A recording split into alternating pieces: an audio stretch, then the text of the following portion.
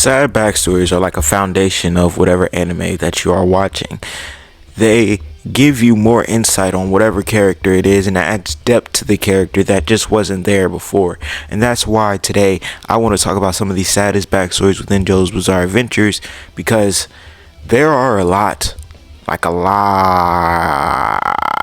of sad backstories, like a lot. And I don't stress this enough, but like it needs to be stressed. When we talk about a sad backstory in JoJo's, it's hard. It's hard to narrow it down, because you could even pick apart the saddest backstories in part 5 and that would be enough.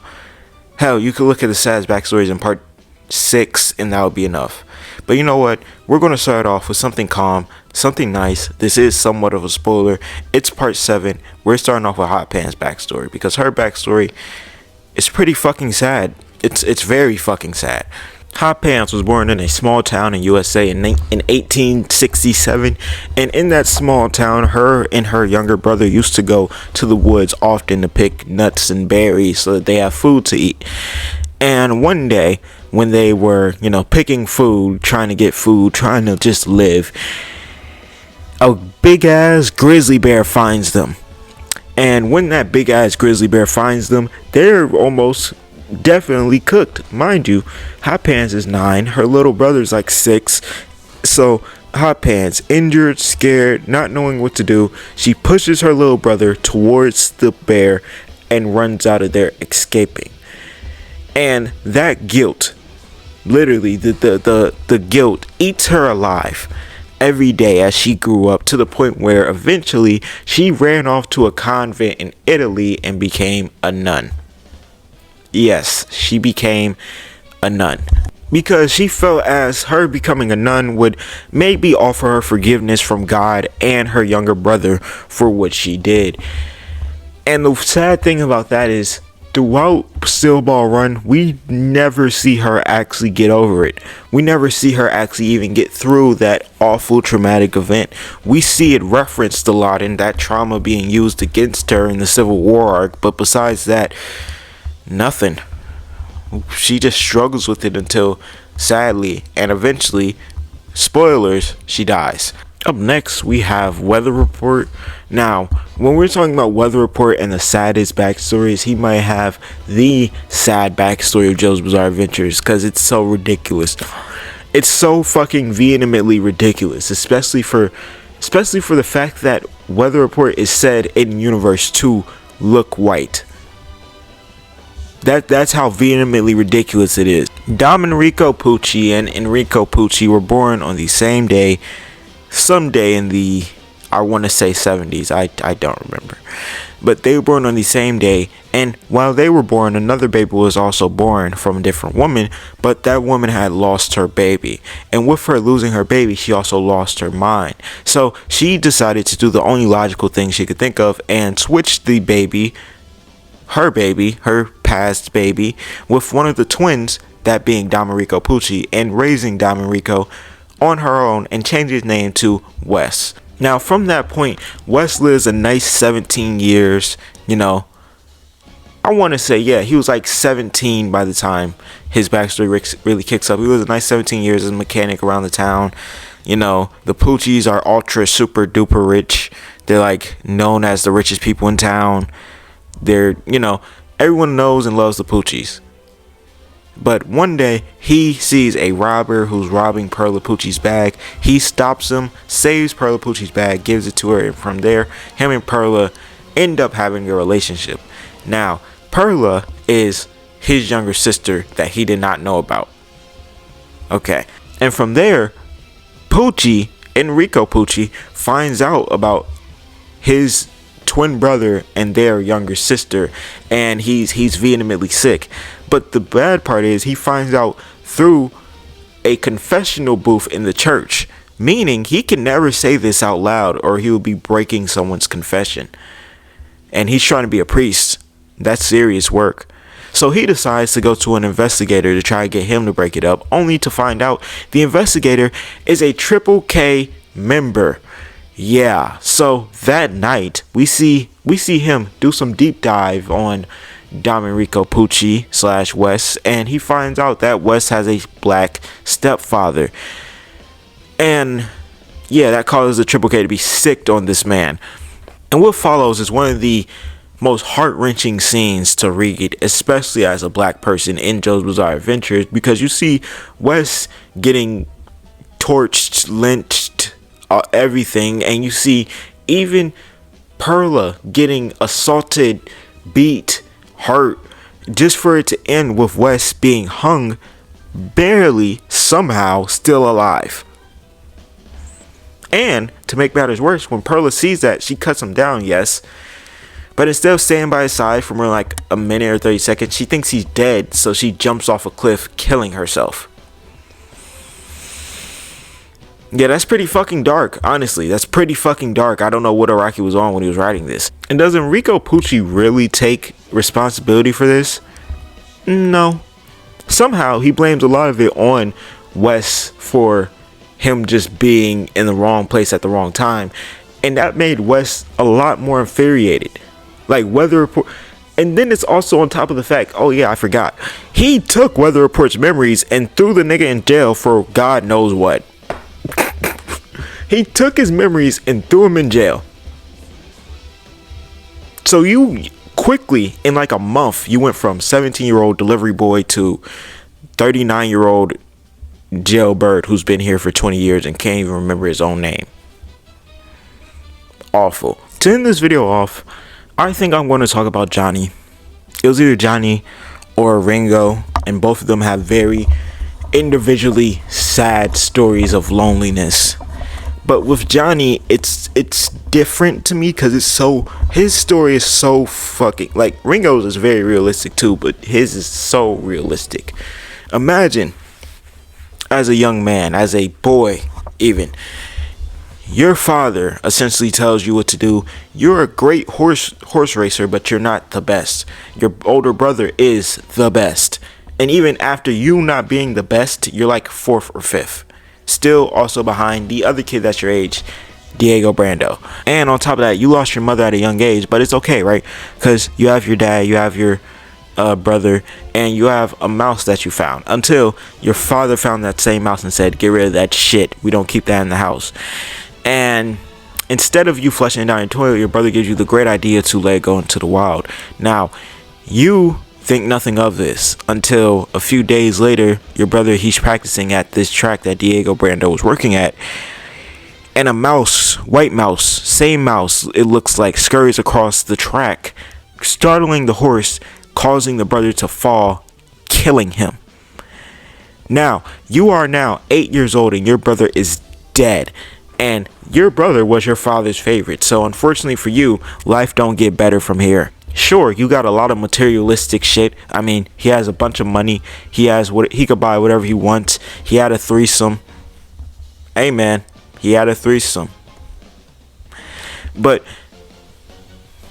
his brother, that's the shadow he lives in. Because anytime his father mentions anything about him, he says, well, Nicholas would have did this. Nicholas would have done that. Nicholas was just better. Well, Nicholas isn't here anymore. It's just Johnny. But his father couldn't accept that. So one day, Johnny, he breaks his boots. He goes to get the boots that Nicholas used to wear. And his father's like, what are you doing with those boots? Now, Johnny, thinking nothing of them, because again, they're boots. And he has a race. He says, I'm going to wear them. And his dad says, no, you're not. And it essentially becomes a big ass argument where Johnny eventually pulls the boots away from his father, knocking his dad down into a glass cabinet, I want to say, breaking the shards, cutting his dad with the glass because he got knocked into the glass, and his father on the ground saying, God took the wrong son, before swiftly kicking his son out, never to see him again. Spoilers. But kicking his son out, never to see him again, and Johnny going on about his day until wait, he was still a douchebag. So of course he did something like cut someone in line, and they reacted by shooting him in the fucking spine. Yep, he got shot in the spine, and after that he was mistreated for multiple years while he was recovering from his injury. His father never visited him, and he essentially for the next 2 years had nothing to live for and was ready to himself at any moment until he got on his horse. Yeah, if Steel Ball Run doesn't happen, Johnny probably just kills himself. Like, I legitimately believe that. But yeah, if you did enjoy this video, make sure to like, comment, and subscribe. You know, we're on the road to 10K, so anything helps. And until next time, peace. AI slop is coming to anime. And it's coming fast. Okay. Maybe I didn't need to say it like that. But genuinely, it's here. It's here. It's here in this very moment. Lately, you may have heard this. I know I have. But lately, a lot of people have been talking about the Banana Fish AI English dub. And how fucking awful it is. It's horrible. It's terrible. It's genuinely awful. But this is the future, unfortunately. And the reason this is the future is unfortunately because anime has just gotten mainstream. Like really real mainstream. And the reason I say that, I mean, I feel like I don't really have to explain myself. If you have caught up with anime news, you know why I say that. The Chainsaw Man movie and the Demon Slayer movie each individually made over $100 million box office worldwide. The Demon Slayer movie made $600 million in the box office worldwide. I'm sorry, but if we go back to 2017, there was not, animes weren't doing that. Worldwide box office, niggas would look at you and laugh.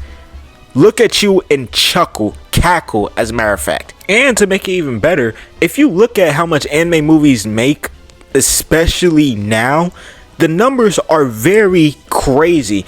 I mean, I have the list pulled up right here. You have Demon Slayer, both Demon Slayer movies, which individually made 800 million worldwide box office, which was Infinity Castle, and 512 million worldwide box office, which was Mugen Train. Your Name, which made 400 million. Spirited Away, which made around 400 million too. The Boy and the Heron, which made 300 million. The First Slam Dunk, which made 280. The One Piece film Red, which made 250. Howl's Moving Castle, which made 240. Ponyo, 200. JJK 0, 200. Chainsaw Man movie, 177. Like, and mind you, most of these movies, because I'm still seeing more, like the two Detective Conan movies that came out last year and this year respectfully, most of those movies came out very fucking recently.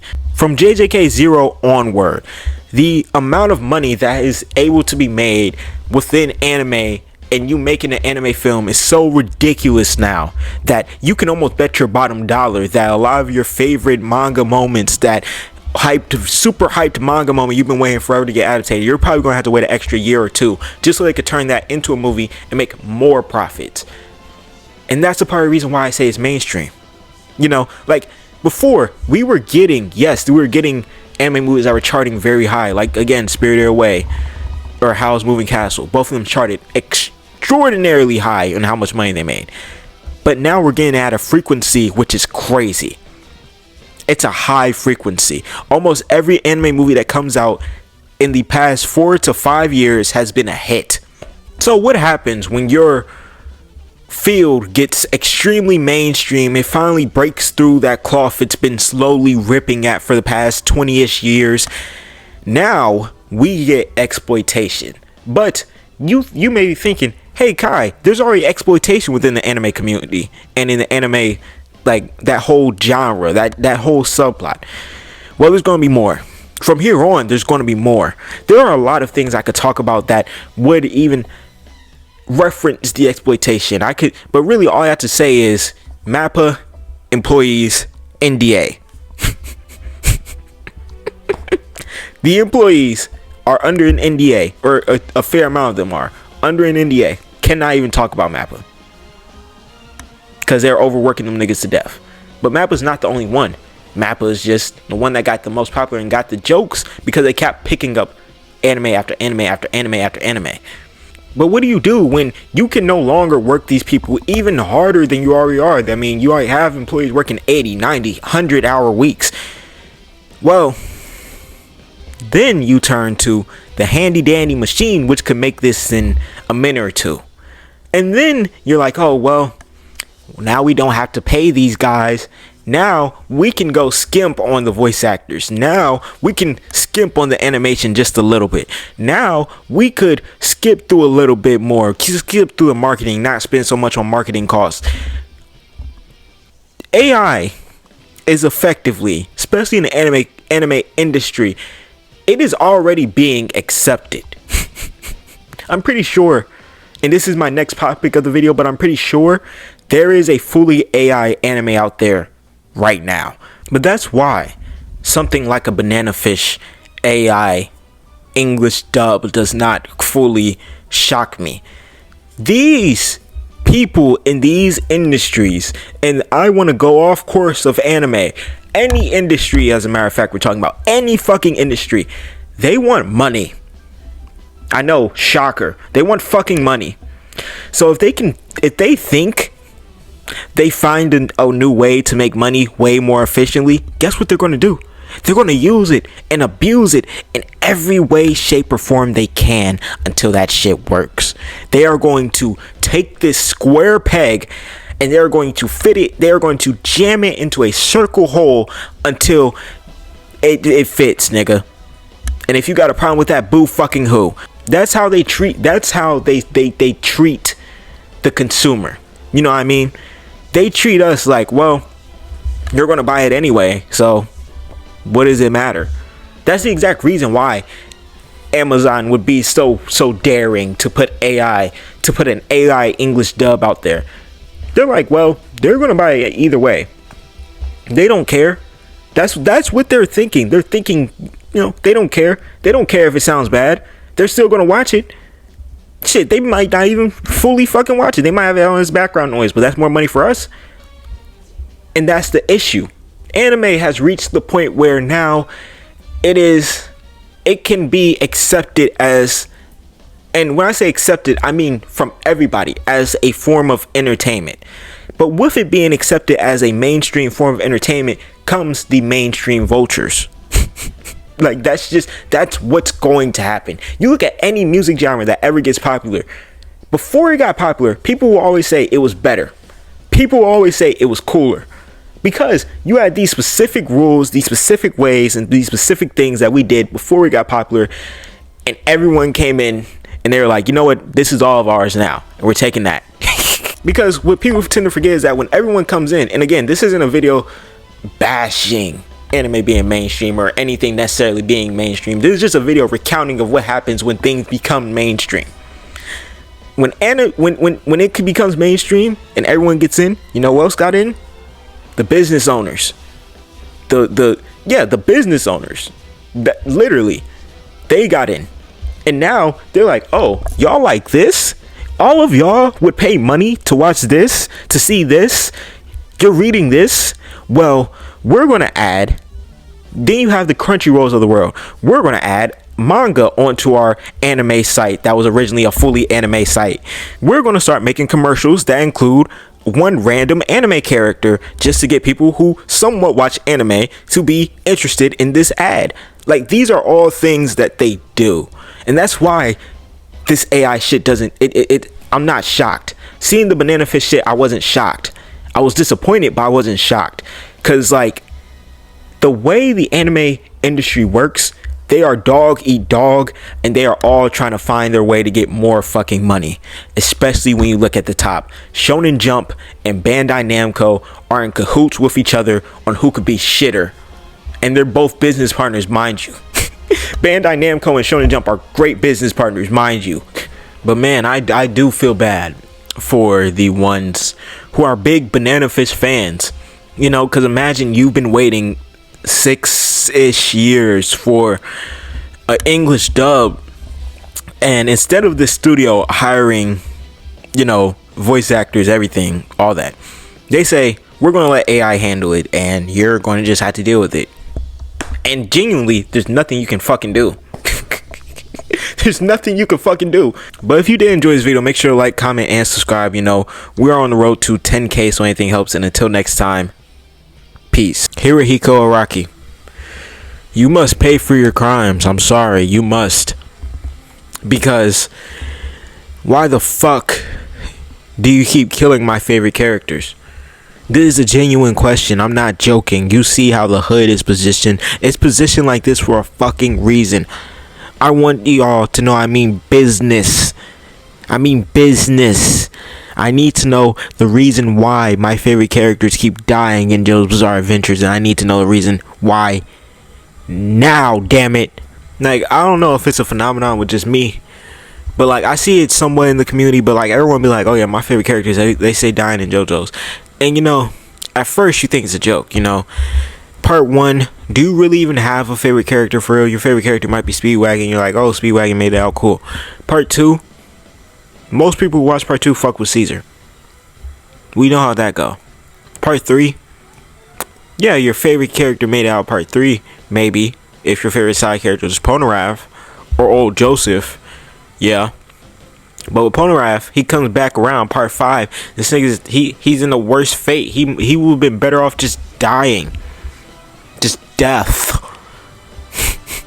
Like, no. I'm not trying to be funny when I say that. Just imagine you attack someone and they essentially disable you and leave you to die, to the point where you're bleeding out on a rock. You somehow call yourself back up. It makes no sense because you have no arms left, but you somehow call yourself back up, and then you can't even call anyone or do anything because he has the whole area fucking tapped with his guys. Killing you would be like a rank up and a payday to them. They would gladly take the opportunity to kill you. Like that's why I say Polnareff had an awful fate. Even though his fate changed, he was then inside the turtle. Is that better? Is it? Like, genuinely, if your soul was inside a turtle stand for however long, is that better? I mean, you get a living room, you get a house inside the turtle, but like, you can never like actually interact with people outside of Giorno and Mista and Trish, because everyone else would be like, what the fuck? You're a turtle. You don't even have a body. Like genuinely, I'm also wondering, like, why didn't he float up when Bruno floated up? Like, come on. No, I'm not. I'm just trying to be funny. But I'm just saying, bro. My favorite characters dying, it makes no sense. Of course, Part 4 is one of the only parts where it didn't happen, because almost nobody dies in Part 4. And on top of that, if they do die, is your favorite character Cinderella? Is your favorite character Shigechi? Is your favorite character Kira? If it's not any of those three, I don't think you have anything to be really sad about in Part 4. It's pretty fucking sunshines and rainbows and lollipops, low-key, for the JoJo verse. And that's saying something, because Part 4, it hosts the town of Moria, which hosts a lot of fucking Stan users. A lot of Stan users live in that town. But seriously though, like, my favorite side character in Part 3 was Abdul. It was Abdul. Abdul died twice in Part 3. He died 2 times in Part 3. But for whatever reason, Rocky thought it was funny to kill this nigga 2 times. He thought it was a joke. He thought it was hilarious. He thought he was a comedian writing that shit, you know? And like, I have questions. Why? I don't even have to go through all my favorite characters that I've gotten killed. Like, I could even mention another one of my favorites. This is spoilers, by the way, if the title didn't indicate that, but this is spoilers. Weather Report. Weather Report. That was my fucking goat. What the fuck? Hurt me in my soul. Hurt me in my chest. In my spirit. Well, really, I think what Araki does is that he's very strategic. If he's going to kill a character, it's going to be important. It's going to mean something. You know, it's going to, in some way, you're going to be like, damn, they low-key, not they had to die, but it makes sense why they died at that point. Like, for, again, someone like Caesar, it made sense why he died at that point. You know what I mean? But, like, it still pains me because it's always the coolest character. It's always the coolest character. It's very few times he lets the really cool characters get off the hook. Very few. You're always going to get caught with that bullshit. Always. It's like, it's a must. That's why I say, when Part 9 ends, please, please, please, if there's one side character you do not kill Poco. Please don't kill him. Please. I'll be fine. Everyone else goes. Just him. I already know Araki's cooking up something devious for Dragona. I'm already knowing. But if you did enjoy this video, make sure to like, comment, and subscribe. You know, we're on the road to 10K, so anything helps. And until next time, Heritage for the Future is probably never coming back. You will probably never see it. You will probably never get to play it on console. And you'll probably only be able to play it when that PC machine console-ish thing comes out like next year. And then you could finally get the sweet joys of playing it. But you want to know the reason why, do you? Well, if you clicked on this video, you obviously do. Now, the reason actually comes from our favorite company, Bandai Namco. Now, if you don't know about me and Bandai Namco, I kind of fucking hate them. I kind of fucking hate them because of the stronghold they have on anime and video games in general. But Bandai Namco is known for buying anime publishing IPs and video game IPs and just being like, ha, yeah, you're never getting your old games on console ever. They did it to Naruto. The series right before Storm, I forget what that series was called, but they canceled that shit. They got that shit the fuck out of there. And they did it to JoJo twice, technically 3 times, technically. But we're only going to talk about the first, Heritage for the Future. Now, Heritage for the Future was made by Capcom. That is confirmed. That is true. Capcom made that game completely. It's their game. But Shonen Jump has a deal with Bandai Namco that Bandai Namco essentially gets almost all of their anime video game publishing rights.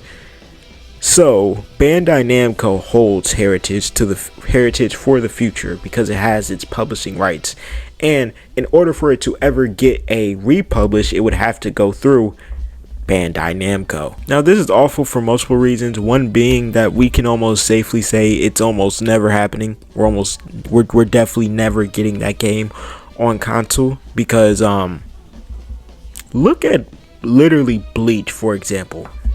Before their last actual console game, they didn't have shit and no one cared. I mean, Bleach fans cared and people cared. Bandai Namco did not give a fuck. They didn't even care enough to like just copy and paste and give them another arena fighter like they do with everyone else. They just did not care. And that's what I could see. And they didn't even put any of the old Bleach games on console either. That's what I can see happening. Because Bandai is so rich, they have so much money, that anime games to them is just like a pastime. It's just a way to launder just a little bit more money. And the sad part is, some of you dumbass niggas, yes, I'm talking to you, are going to keep buying them. I personally have not bought a Bandai Namco game in fucking years. It's been years. I think the last one I bought with my actual money was, I want to say, the Storm 1, 2, 3, 4 pack, which cost me $20 on sale. Yeah, I got 4 games for $20. That was the last time I bought anything from Bandai Namco. Even with Sparking Zero, I game shared that shit. You know why? Because Bandai Namco with anime games, they have a formula now, essentially. They see that now they can't make no real money off of almost any anime game, so they're holding on to the ones that do make money. Xenoverse, Shinobi Striker. They're going to keep those alive. They're going to keep them live service. They're going to keep feeding them little updates just to keep their fans holding on to the copium that they'll get another anime game. And then once that finally runs out, they may publish a sequel, but if that sequel does not do good, if Xenoverse 3 comes out and it doesn't do good, I promise you it will be dead within 2 years. They will try to kill it within 2 years. Either the servers are going to go bad, they aren't going to update it, wherever the case is, they're going to try to kill it. And you may ask me, why am I mentioning Dragon Ball and Naruto in this? Because those two franchises have 2 of the biggest anime games and best-selling anime games ever. Tenkai Budichi 3 and Storm 4 both sold around, now I may be wrong, but I think it was around like 10 million or something like that. Great numbers, right? I'm simply saying that because if that's the top and they aren't even getting treated right. JoJo's is like a mid-tier worriment on Bandai's anime level. They don't care about JoJo's for real. The last time they did anything with JoJo's was for their 35th anniversary in 2021. That's when they announced All-Star Battle R. Mind you, 4 years ago, they announced the game, All-Star Battle R.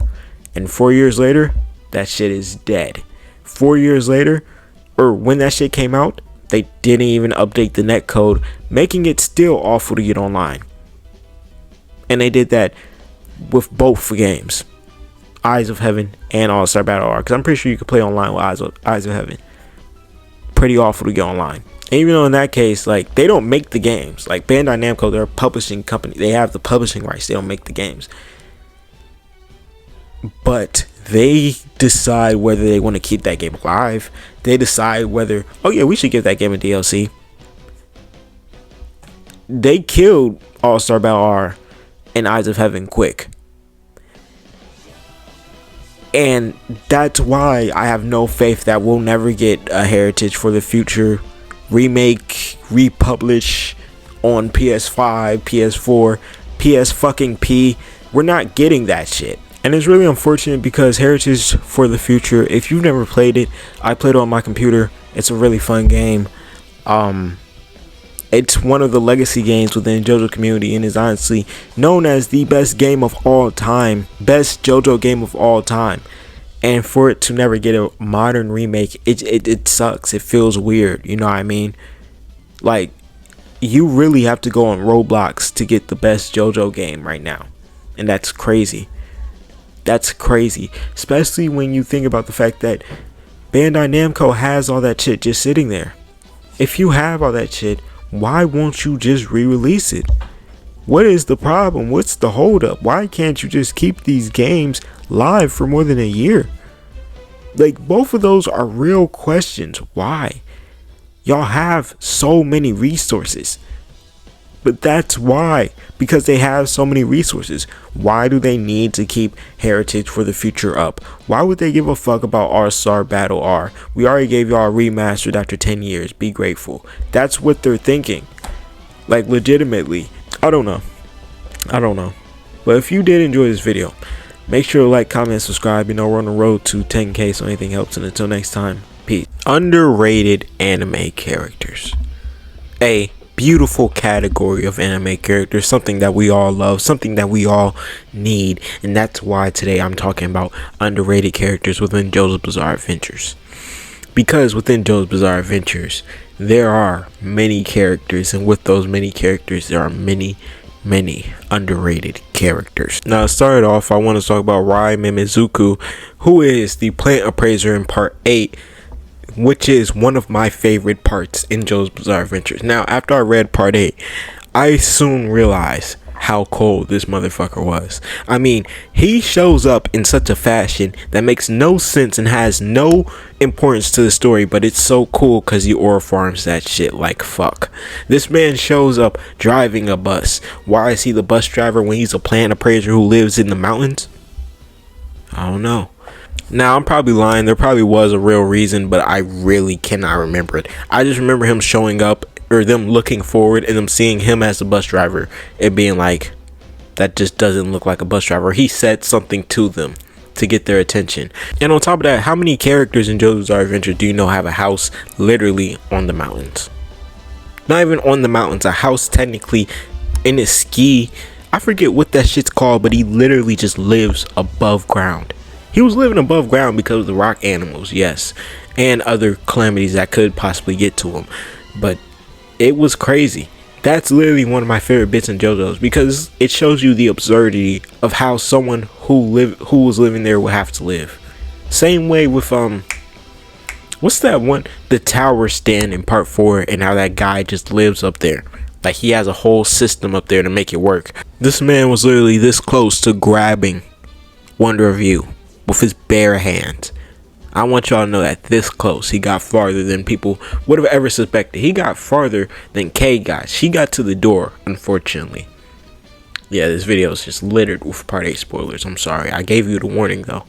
Don't come at me. And before we move off of him, I literally have to mention the fact that before he, unfortunately, part 8 spoilers passed, he taught Josuke spin. And though Josuke was very confused because he's like, nigga, you're dying, you're 2 seconds away from death, he was very appreciative because that spin would help him beat Wonder Review and help him discover how to make his bubbles really, really fucking strong. Like even stronger. Up next we got Anasui. Now for some people they may say, oh, he's not underrated. If anything, he's overrated. There are some people who don't like him. There are some people who think he is underrated, and there are some people who just don't care for him. But I feel like throughout the general JoJo community, he's underrated. I mean, when you think about his character arc, it was just so peak. He had one mission and that was his goal, and at the end he did obtain his goal. Bro mysteriously shows up when he's introduced by Emporio as weather reporting Anasui. Then he walks out the door, walks away. We don't see him for a few episodes. He comes back, tells Emporio, yo, I'ma help you, no charge. Emporio's like, why? And he's just like, yeah, that Jolene girl, I want her now. And that's his whole arc for like part of the story. Part of Stone Ocean. He's just following Jolene, saving Jolene, doing everything for Jolene. Even though I could expand on that, and you know, because actually his arc is pretty beautiful when we're not talking about Jolene. Like literally we see him go from someone who did not care about any of his companions within that prison to someone who quite literally risk body and soul for everybody there to save them and let them stand for just a little bit longer. When he took his stand, diver down, and spread it within all of them, he literally added a resilience. He's the reason Jotaro didn't die when he first got his neck slashed. He's the reason.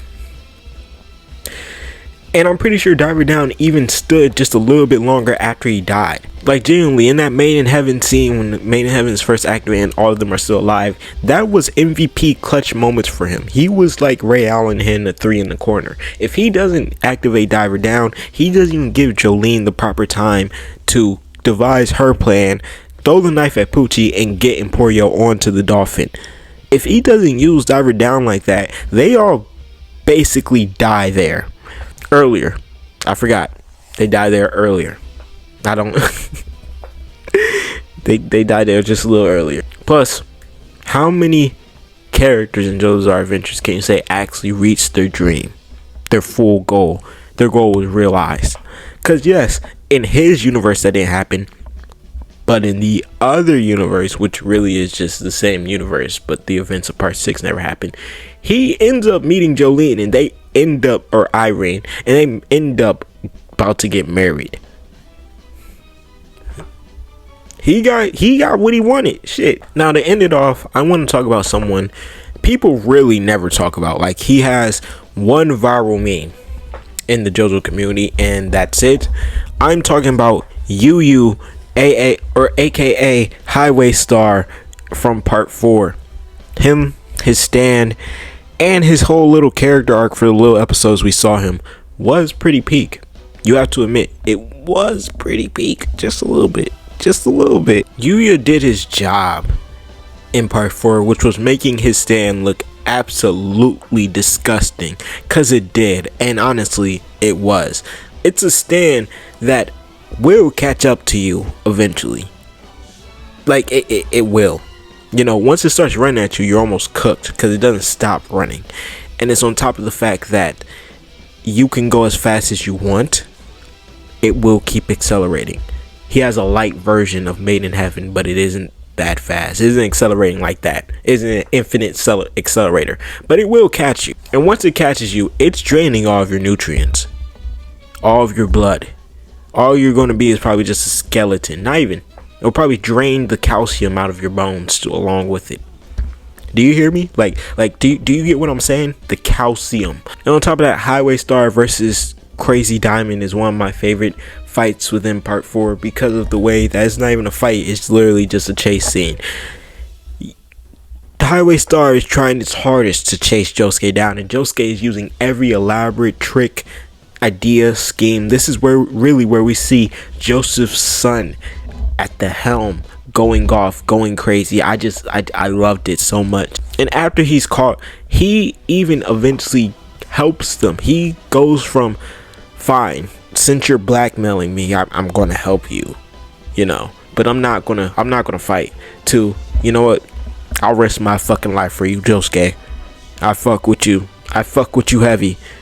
And you know what, I have to give him props for that. I have to, like, for someone to do that, and then for the community not even to even talk about him like that, that feels wrong. We need more Yuya appreciation today. Underrated side character, elite stan, good enemy to good guy. He has all the tropes of an underrated character. Come on. We have to give him that. Let's all give him that collectively. Now, if you did enjoy this video, make sure to like, comment, and subscribe. You know, we're on the road to 10K, so anything helps. And until next time, peace. What's happening to One Punch Man is a story in anime that's happened a lot, where your favorite manga, your favorite whatever, it will finally get adapted, and the first season will be great. First season will be fantastic. Second season, pretty cool. You know, little bit worse, just a little bit, but it's still great by all standards. Third, though, that's where you see all the cracks. And this is something that I've been thinking about for a little bit, because it's kind of like, why? You know what I mean? Well, not why, because I can honestly think about why they do this. Because it's clear. One Punch Man, it doesn't sell the most copies, the manga. And you may look at me and be like, what do you mean it doesn't sell the most copies? I need everyone who's watching this to pay attention to something. We are in the 2000s, even early 2010s era of anime.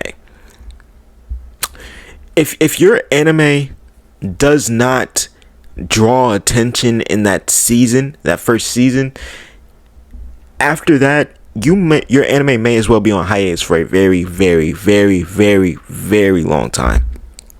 Very long time. I've seen it countless times. An anime will drop a season.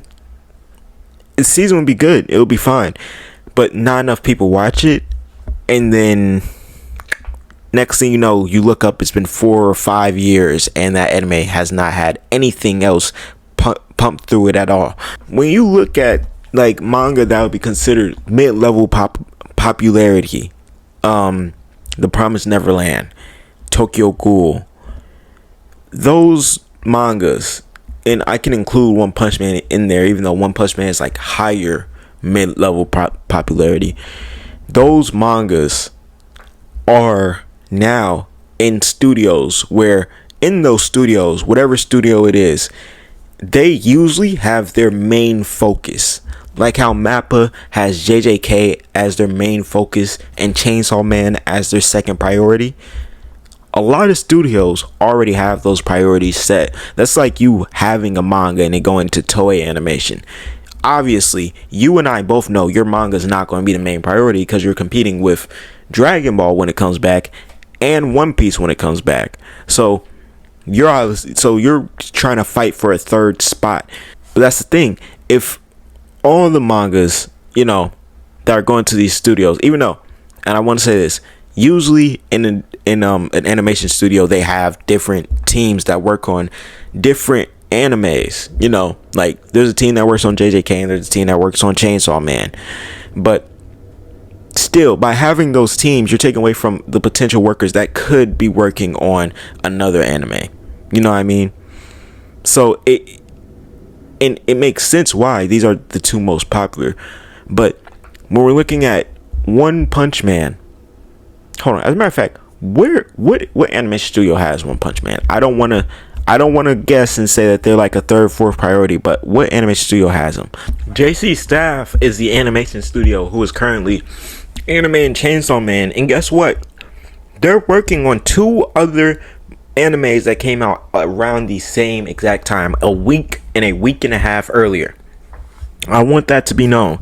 That means currently they're working on 3 animes, right? Now, most animation studios are doing that, but you have to think, which anime is really getting the most resources? Which anime is getting the most overworked workers?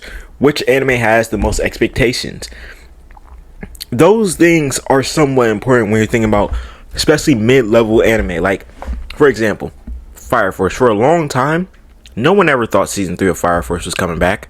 Then it finally came back.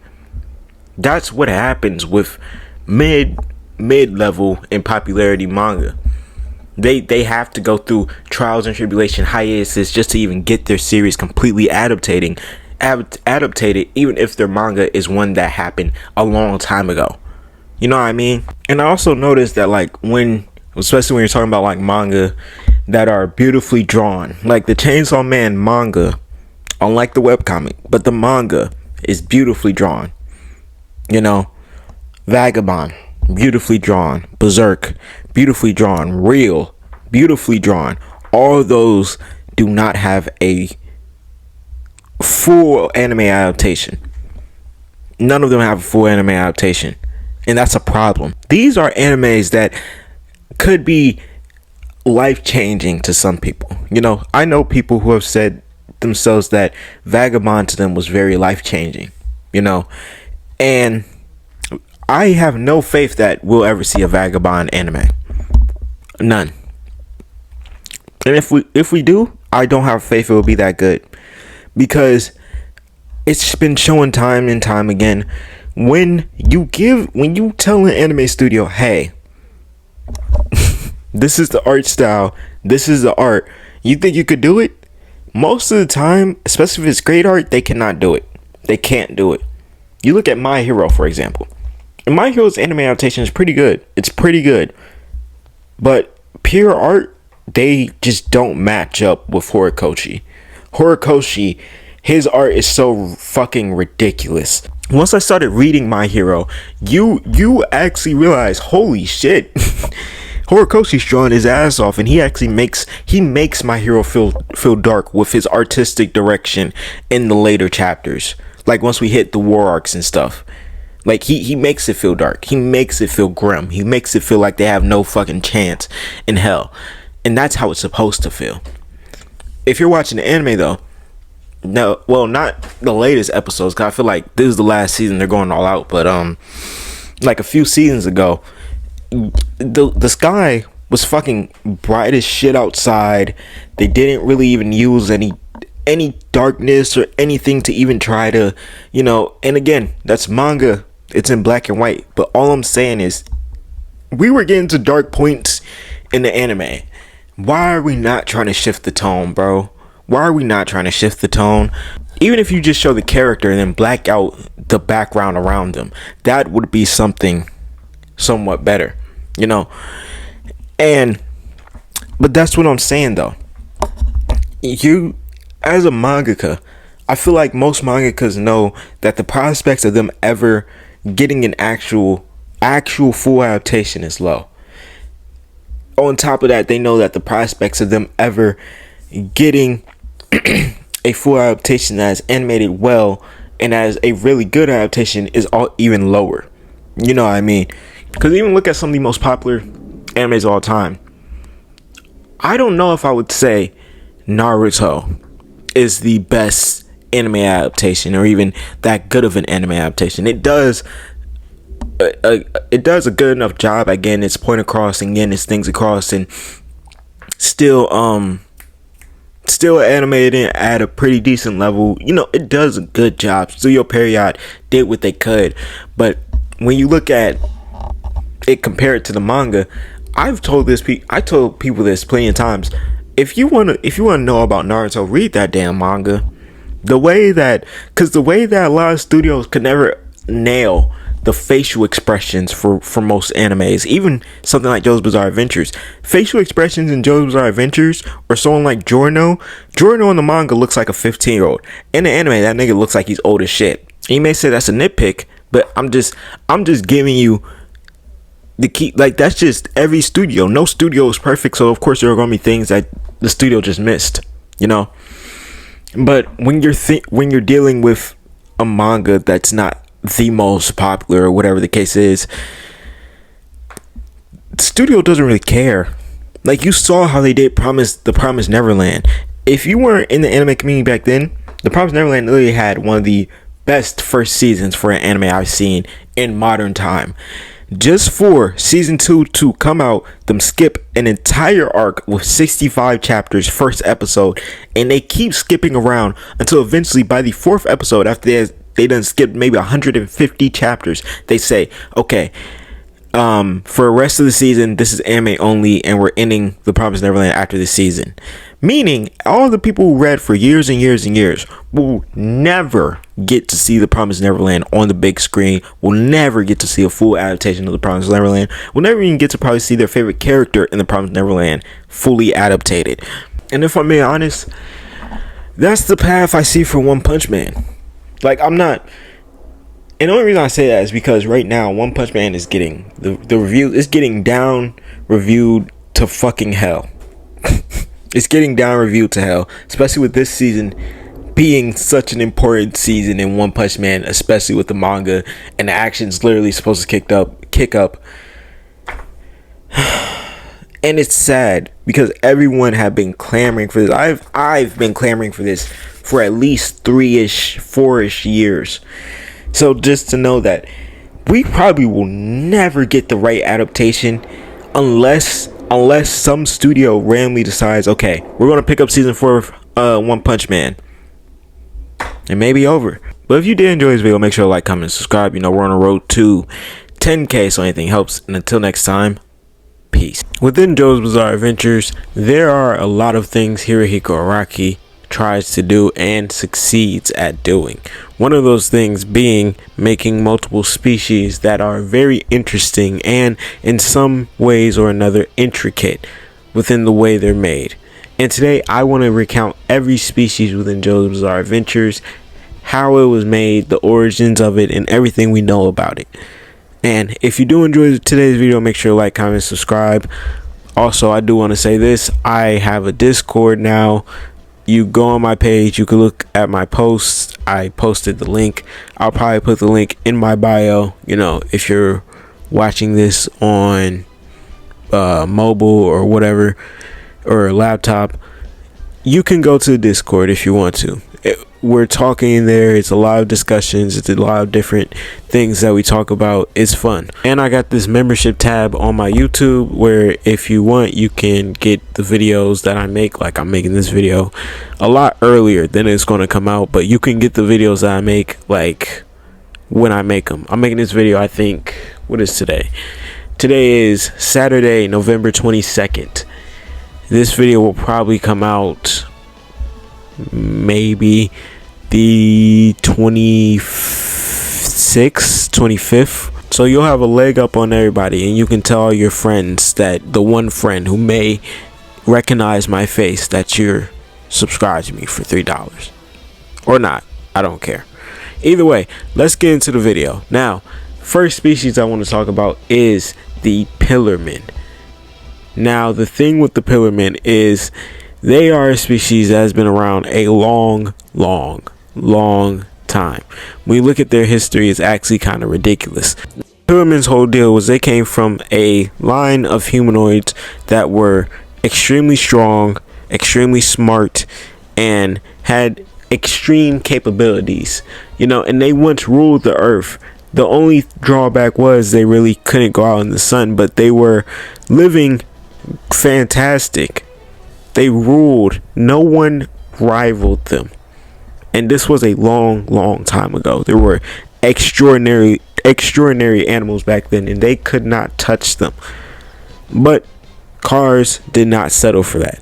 Cars was the one who wiped most of them out and made them mostly extinct. But their powers naturally are so great, it's kind of ridiculous when you think about it.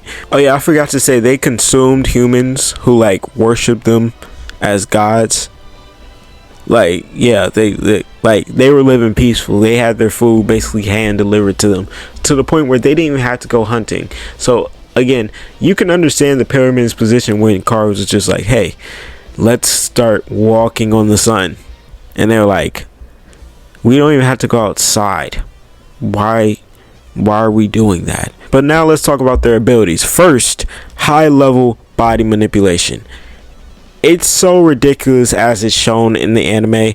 You got these guys that can dislocate their fingers and joints, flatten organs, turn themselves basically inside the fuck out in every way, shape, or form.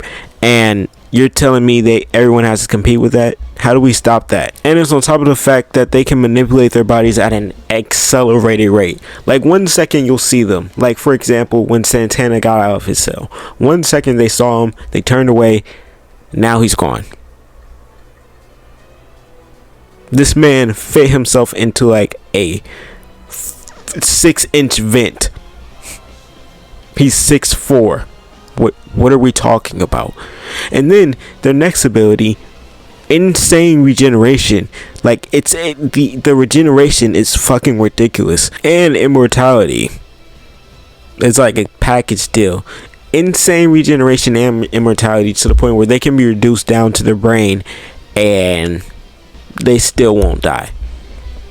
They can be reduced down to their brain and they still won't die. On top of that, like I was saying earlier, they have advanced smarts. I'm pretty sure Cars IQ was somewhere around like 400 or something crazy like that.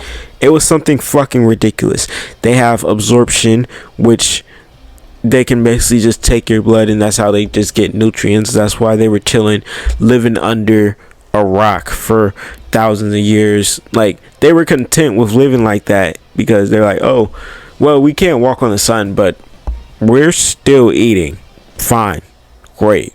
These humans give us sacrifices like once, twice a day. They also have all of their 6 senses on crack, essentially. Like everything is just so ridiculously high. Like that's why Cars could sense the body signatures outside the door of the cabin, or Santana will sniff the area like a dog. It's right there. Their senses are so ridiculously high. It's like facing a blind person, but they're not blind. And it's that of 50 times, like 50 the multiplier, like Super Saiyan. And then finally, elemental battle mode, where essentially any pillarman in battle mode has a element, at least from what we've been shown. They have an element to where they can access that, and yeah, you're low-key cooked if they do. Earth, wind, fire, light, any of those sound fucking awful. Like imagine you're going against Cars and he starts using light against you. Light. Did you see how deep of a cut he got Lisa when he slashed her once, twice?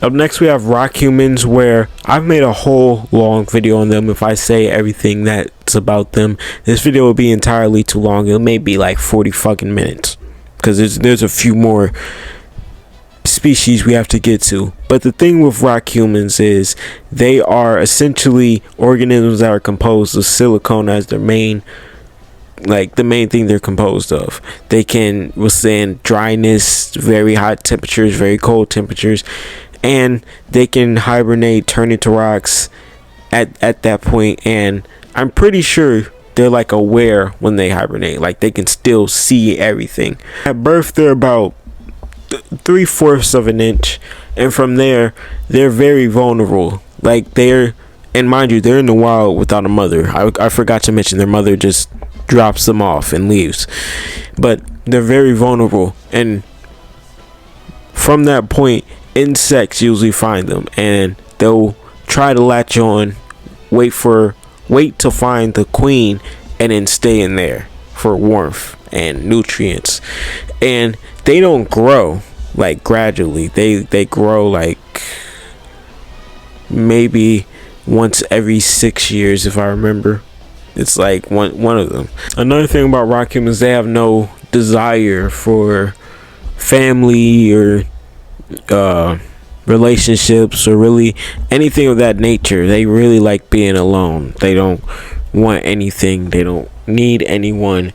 They don't even really need assets. That's part of the reason why they don't work jobs, or even live in human society, because they see humans as in some way destroying their natural habitat by cutting out trees and paving roads and buildings over it, and they're their abilities, they have a few. It's rock skin and stands. If you're a rock human, you have a 95, I believe, percent chance of getting a sand, which is ridiculously high. They also have rock-like skin where they can shift from regular skin to rock skin in very, very fast. That's what they use for hibernation. They use that for camouflage.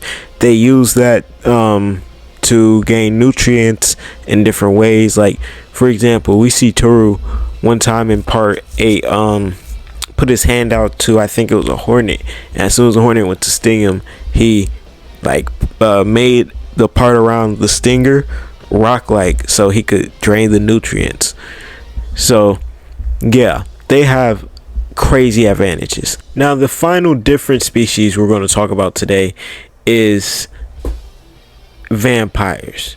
Now with vampires, there's a subspecies, because vampires in itself in JoJo's Bizarre Adventures is a subspecies. Yes, there's a 3-level species we're talking about. We have pillarmen at the top, then you have vampires, then under vampires you have zombies. Now if there was anything under zombies, I think at that point we'll be doing a little bit too much, you know. Like at that point, fuck it. Like why are we making fucking fuck, I forgot what they were called. That was a good ass joke. I was looking for the word humongous, but vampires are made, well, were made to be food for the pillarmen and to explore human potential. And through that, they also found the redstone of Aja. Now, with the redstone, anyone undead, mainly the pillarmen, can basically walk among the sun. Vampires can't. I don't believe zombies can either in JoJo, but if you have the redstone of Aja, you can. Now with zombies, they can be made 2 types of ways. They can be made either by putting on the stone mask and having some type of blood on it, or by a vampire giving a corpse its own blood.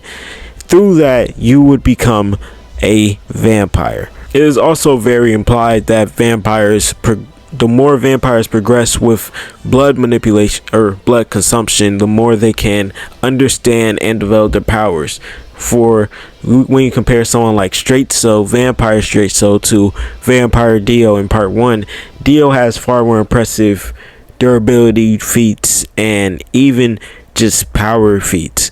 Now again, that may not be true. That may all be headcanon. I may be fucking wrong, but at the end of the day, I don't know. Now the abilities of vampires, holy shit, it's a lot. Zombie / vampire: creation, enhanced senses, wall crawling, space ripper, stingy eyes, high level regeneration, vaporizing freezing technique, that shit he hit Dire with, fusion, flesh buds, hypnosis, teleportation, superhuman strength, superhuman agility, immortality, blood sucking, bodily mastery, ripple. Yes, Straight Soul had ripple, and stands. Dio had a stand.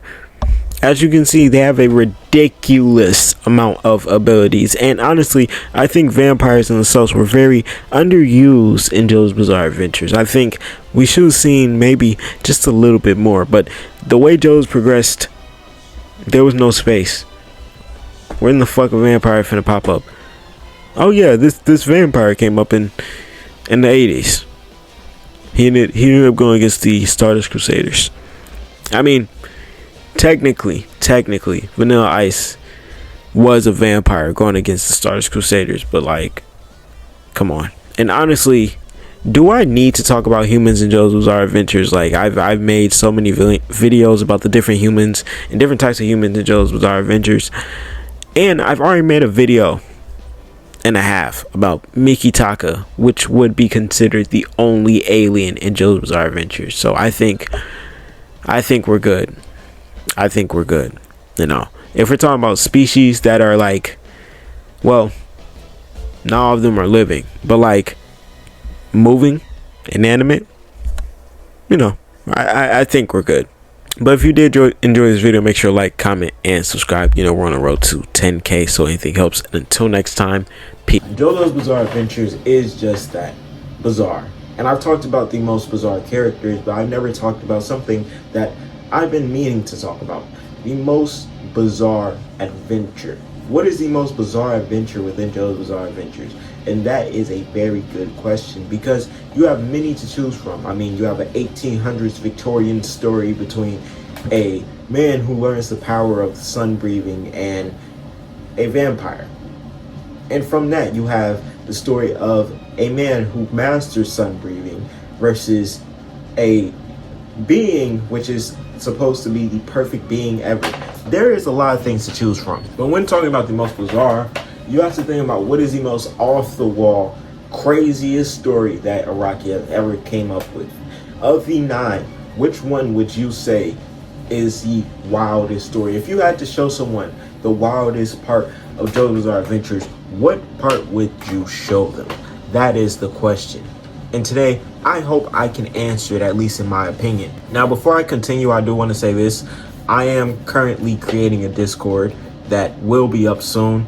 Also, if you want to join the subscriber or like membership program that I have on my channel, it's like $3.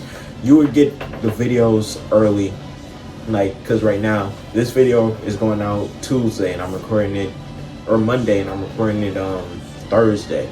You know what I mean? You would get the videos a lot earlier, like 3 days early.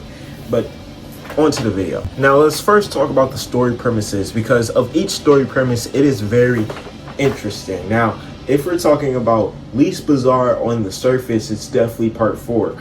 Part 4 in surface level bizarreness isn't that crazy. You know, it's literally about Jotaro Kujo, who goes to Morio to find Yosuke Higashikata. That is what the start of part 4 is about. Does it divulge into bizarreness? Yes. But the premise, we can put it on the lower end. Another one that would be slightly on the lower end and just premise, pure premise, is part 3. And the premise of part 3, it is we have to travel across the world in 50 days to save my mother and beat this ancestral, basically, rival to our bloodline. It is a crazy premise, but again, as a matter of fact, part 3's premise is a lot more bizarre than part 1's premise. I'll give it that. But when you look at something like part 8, for example, part 8, for me, looks to be the most bizarre in pure premise. Imagine the first scenes of seeing the protagonist. He's crawling out of the dirt naked.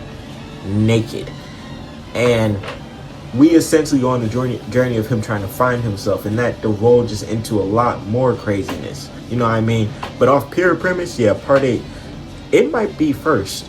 Now, if I had to go through each and every one of them, the ranking of premise would be a little weird, but I was just giving it a little bit of where I can like slot things. Like, I think part 8 is higher tier along with something like part 6, the premise of part 6. Those are higher tier premises because it's like, okay, how often are you going to see a story of a girl who is framed for murder by a priest who has been chasing her bloodline for 20 years, but not her necessarily, her father, even though he had been low-key tracking her, and he's been chasing her father to reach heaven.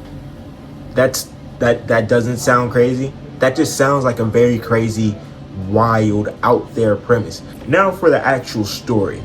Now, when we talk about the story in JoJo's Bizarre Adventures, every story gets very bizarre. There are very moments of crazy things happening. Like part 3, the premise may not be the strongest in bizarreness, but everything that happened sure is. Part 3 is one of the most bizarre parts I've ever watched. I can say that hands down. Hands down. Because it had a mix of everything. Horror, cringe, grotesque. It was a lot. It was just a lot going on. Part 8, part 7, because I haven't mentioned part 7 yet, but part 7 is definitely one where in story, yeah, like its story might be, it's definitely top 3 in just how bizarre it is. If you don't remember the part 7 story, let me refresh you. It starts out as, oh, Johnny wants to learn the secret of steel balls so he can walk again. So he joins the horse jockey race. Cool. Then we then learn that there is a very big secret already hidden deep behind that. there's a saint's corpse. Not just any saints, it's implied to be Jesus's. They also mention that there are dinosaurs. Yeah. And probably some of the most confusing stands you'll see in JoJo's Bizarre Adventures. And not all the stands are confusing, don't get me wrong. A lot of them are just like concepts, you know, that are really, really well explained. But for some reason, for me, the first read through of Steel Ball Run, there was a fair amount of things I was confused on, and I just had to reread it in that moment. Be like, had to reread it and skim through it like 4 or 5 times. Be like, okay, I get it now. Part 2 story is also extremely bizarre, because I didn't bring up Part 2's premise, but well, no, I'm pretty sure I did. I can't remember. I'm just talking, but Part 2 is very bizarre. Joseph, his biggest ally in Part 2 is a Nazi. Like a commander-in-chief who's in Mexico. He met him in Mexico when he was torturing people. And it's not even ever explicitly said he was torturing people in Mexico, but why else would he be in fucking Mexico? He was doing things to people, and he was looking for the secret of the Pillar Men after they found Santana's body. It's another part riddled to the brim with vampires. You learn about the Red Stone of Ija. You learn about the secrets of the Stone Mask and why it's so powerful. You learn who created the fucking vampires, and you meet an entirely new species of of beings on Earth that are extremely strong, so much incredibly stronger than humans. It's ridiculous. It's a lot that happens and to top it off, Part 2 is 11 episodes, maybe a little bit more. I can't remember. I'm pretty sure it's like 11, 12, maybe 13 episodes. Come on. But in terms of story, what has to be extremely high on the list in bizarreness and story? Well, it's 2 parts, Part 6 and Part 8. Part 5 too, but all 3 of those, and it's key points to me. For Part 6, you have that whole subplot with Dio's bone and how they essentially become Joestars, along with Poochie Weather Report, all of Dio's kids. Like it's a lot that goes into that right there. But the Dio's bone part, that's really bizarre. With Part 5, you have the fact that Bruno Bucciarati exists as a walking ghost. Walking corpse. Well, technically he was kind of a ghost, but whatever.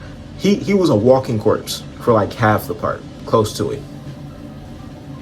Still fighting. There was literally points where we're told, yeah, he can't hear, see, smell, touch, or feel anything. Oh, so he just doesn't have any senses? No. How is he driving? And then for Part 8, well, it's a lot, honestly, for Part 8. Dr. Wu as a character is very weird. I can say about Part 5 with Chocolata and Babyface and Seko. Part 5 had a lot of bizarre shit. But you also have in Part 8 Josuke being a fusion. Josuke having 4 balls actually being integral to the plot. The creation or the discovery and explanation of rock humans, and the fact that 95% of them have stands, making them extremely dangerous to deal with. You know, I was going to do a whole segment on like characters, but if I went through the characters, I would just be like, I would eventually just end up saying, well, every part has extremely bizarre characters. Like extremely bizarre. Like that's one thing Araki makes sure to nail. Even if the part itself isn't the most bizarre part or even one of the most bizarre parts, it will have bizarre characters. That's for damn sure. Or it ain't called JoJo's Bizarre Adventures. But I think it's time to come to the conclusion. Come to who is the winner, who in my opinion went on the most bizarre journey, and what was the most bizarre journey. And this is tough. But to me, the most bizarre journey is the Part 8 journey, because there was just so much conflicting shit going on. Part 8 and Part 7 do a really good job at, even though it's overtly bizarre, you're going to see Johnny and Gyro's bizarre, then you're going to see Hot Pants's and Diego's bizarre. and that's not gonna be fun. But part A is like that, but like there's like 12 characters. You know, there's the entire Higashikata family. There's Josuke. There's Yasho. There's it really, and then they cut between the Higashikata family sometimes, because sometimes it'll be on Jobin and his son. It was a lot. Then you randomly see someone from the Rock Human Organization. You know what I mean? And you're getting random flashbacks. Like, it literally feels like you're putting the pieces together of all this entire weird and odd puzzle. And I love it. But if you did like this video, make sure to like, comment, subscribe. You know, we're on the road to 10K, so anything helps. And until next time, peace. JoJo propaganda. JoJo's bizarre agenda. These two things over the past few days have been trending, as on TikTok there has been an account that has been pushing what can only be described as Dio propaganda, JoJo villain propaganda. And today I want to talk about it a little bit, you know, and talk about the implications of the agenda. Why we should push the agenda. Why the entire JoJo community going into 2026 should be focused on pushing the propaganda and the agenda within the community. Now, my first reason, 100%, is it's funny. Okay? It's fucking funny. I find it hilarious. I laugh on my seat. And I'm not even the biggest. For example, One Piece. They have Agenda Piece. I'm not the biggest One Piece fan, but Agenda Piece is fucking hilarious. And even though half the time I don't know everything that's going on, I know enough to where it can be funny enough for me. Even when you look at something like Lobotomy Kaisen, when Lobotomy Kaisen was going on, that was literal peak entertainment. Like, that helped me get through the manga and catch up, so I could be there every week waiting for the chapters and seeing the absurd, downright diabolical memes that would come out of Lobotomy Kaisen. Even when the spinoff got announced, that those first few weeks, you seen the JJK community just going crazy with the fucking memes, and it was hilarious. The JoJo community hasn't been that way in a while. Now, I have to say, this year, as far as JoJo memes go, was probably the biggest improvement I've seen since I've been a part of the community. I've been part of the community since early 2021. This was a fantastic leap. Fantastic leap. It was the biggest leap since Stone Ocean got announced. You know, Steel Ball Run came out, or sorry, got announced. I wish it came out. Steel Ball Run got announced. We had the Chase joke. We're currently having this somewhat renaissance. Oh yeah, how could I also forget the slop era that a bunch of JoJo YouTubers, TikTokers, and Twitter users were all going on, including me. And some people have actually asked me to bring it back. I'll think about it. I'm thinking about it. Maybe. I may bring it back because it was fucking funny. It was hilarious. But this is the perfect chance for us to continue this growth and continue this journey into re-becoming a fandom that actually has good jokes. Because we're getting there. We're getting there again. We have decent jokes again. I'm not angry with the JoJo fandom almost every day because we're saying the same thing all the time. You know what I mean? We're actually talking about new things. We're creating new things. Like, that person, that account, I'm gonna put it right here. At least I should. But that account, I love them. Literally creating AI, not literally AI, just auto-generated text with JoJo clips in the background and making it so basically the opposite of what the clip is what's happening in the clip is being said is great. And for those of you who haven't like actually seen it yet, I'm gonna play one full one right here. It's about like a minute or two. You know, you can skip past if you don't want to see it, but I'm about to play it. Dio is a kind-hearted 100-year-old man who has been living alone with a serious illness. His condition stems from an incident years ago when he crossed paths with a ruthless rich kid, a spoiled heir who beat him so badly that he became unable to take care of himself. Lying in bed, Dio reflects on his life, wondering if this is how it will all end. Just as he's about to give up on everything, Jotaro shows up. As Dio's close friend, Jotaro decides to help him regain his will to live. Now sick and weak, Dio can barely crawl, let alone stand. He tries to push himself up but fails, drenched in sweat. Though Jotaro is clearly anxious, he encourages Dio to try again. After another failure, Dio feels like giving up and hiding from everyone. everything, but Jotaro shows up just in time, urging him to keep going. Unable to stand, Dio decides to try push-ups instead. He manages just one before he's gasping for air, his hair standing on end. Seeing that Jotaro isn't offering any help, just silently watching, Dio has no choice but to rely on his own determination to stick with his daily workouts. Over time, he can do dozens of push-ups in one go and even try to stand. With his strength restored, Dio's body grows stronger, and he gains the ability to live forever. He's so happy that he starts scratching his head and even picking his ears. To show his gratitude to Jotaro, Dio gives him his most prized car. With Dio now fully recovered, Jotaro can finally relax and head off to study abroad, no longer worried about leaving his friend alone. So, what do you think of this heartwarming story of friendship? Feel free. Like, the jokes on this one are very elaborate, because someone even detailed it in a comment. They were just like, one of the reasons it's so good is because it used the exact same, like, if you were on TikTok a lot, you've seen like the movie format where like they may rank random words, or how it used to be they would just put up a movie and they'll have auto-generated voice over the movie just describing what was happening. It literally mimics that, but it's spreading the perfect agenda. What type of propaganda is that?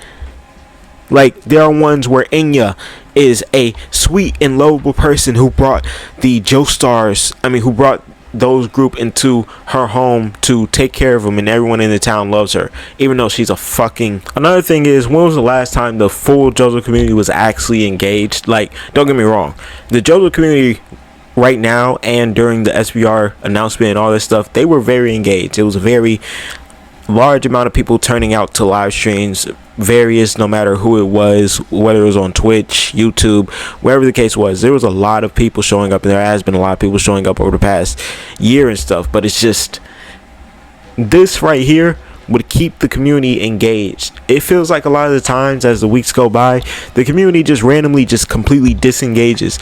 You know, like, there's the people who always talk about JoJo, and then everyone else, they just no one wants to make no jokes or nothing. And of course it makes sense, because again, JoJo is not currently running. The anime isn't currently running. What are we talking about? But still, this is how you keep it alive. How do you think One Piece sustained so many months of no anime, especially right now that they're on a hiatus? Random jokes, agendas, what they need. Granted, One Piece is also a weekly manga, but we're a monthly manga. We could be making agendas about JoJo Lands right now. I know a few people that could cook up a nasty howler agenda if they just get the right words. And I have to say this one more time, it's funny as fuck. I'm sorry, some people's humor may be different. Some people may find this shit corny, lame, whatever the case is. I find it hilarious. That's why I made on my TikTok so many videos about it, because I want to get the motion started. That's how I knew I needed to make a YouTube video about it too. Gotta push it to every platform you can. Push the propaganda. That's what we need. That's what we're all craving for. Yes, me, you, and everyone else who is in the JoJo community is all craving for that. We all know that. That's why the moral of this video, the entire reason for making this video, is to tell you watching this video who wanted a JoJo video. Yes, you. Spread the propaganda. I don't care what you got to do. I don't care if you have to make the most deplorable, vile man within JoJo's Bizarre Adventures propagandize and make them seem like a kind person and someone was just chasing them for no reason. Do it. Spread it. Pause. Make sure you do it. Because if we as a community don't do it, how do we expect other communities and other people to even want to look at that fandom? You know, or even have a really enjoyable time within the fandom. Because, like, I personally, I enjoy it. I enjoy it a lot now. But there were points in, like, a year like 2023, 2024, like, a good part of 2024, like, maybe 8 months of 2024, we're just like, we ain't got nothing.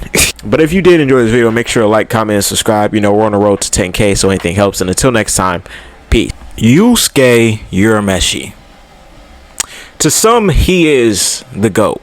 He's one of the greatest main characters of all time, and he is a grandfather of anime itself. And to others, he's just a relic of the past. A nice show from a nice era, but something that isn't the same as today. But to me, he's my GOAT. He's someone I felt like I could relate to in so many different ways when watching Yu Yu Hakusho. It felt crazy. But today I want to talk about one main idea that is put to us on the forefront of Yu Yu Hakusho through Yusuke's final speech during the Demon King tournament, where he talked about fatigue. Not regular fatigue, mental fatigue. When you sit back and think, what is the reason I'm even doing all this? Why do I exist? Why do I live for? What do I even live for? And this is one of my favorite scenes in anime ever, because that scene made me just sit there, pause my screen and sit there and be like, wow, that's so real. What is it that we all wake up and do and go for every morning? And are we really passionate towards that? Or are we just slaves towards that? Because within Yusuke's speech, he referenced Shinsui and Toguro, and he says both of them wanted somebody strong to kill them. Both of them wanted me to be a part of their plans in some way, but I was never, they were never incorporated in my plans. I never even really hated them for real. I'm pretty sure he said something towards that effect. He never actually hated Toguro and Shinsui, but he was still so angry. He was fighting so much for what?